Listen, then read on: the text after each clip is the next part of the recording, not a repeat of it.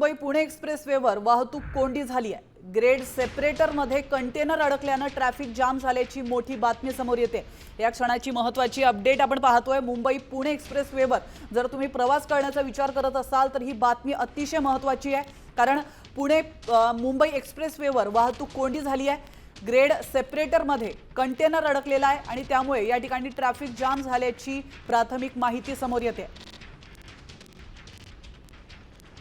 तर या क्षणाची महत्त्वाची बातमी अगदी काही दिवसांपूर्वी आपण पाहिलं होतं, मुंबई पुणे एक्सप्रेसवेवर मोठा अपघात झाला होता। एक गॅस कंटेनर या ठिकाणी उलटला होता आणि त्यानंतर तब्बल 35 तास ट्रॅफिक जाम झाली होती आणि त्यानंतर आता दुसरं प्रकरण समोर येतं। या ठिकाणी हा ट्रक अडकलेला आहे आणि त्यामुळे ट्रॅफिक जाम झाली आहे।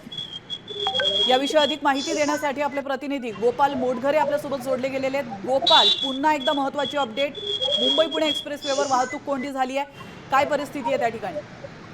हा जो कंटेनर अडकला आहे हा जुन्या मुंबई पुणे महामार्गावर अडकला आहे। मुंबईकडून पुण्याच्या दिशेने जाताना पिंपरी चिंचवड शहरातील जो ग्रेड सेपरेटर आहे, त्या ग्रेड सेपरेटर मध्ये काही वेळापूर्वी हा कंटेनर अडकला आहे आणि त्यामुळे त्या ठिकाणी मोठी वाहतूक कोंडी झालेली आहे।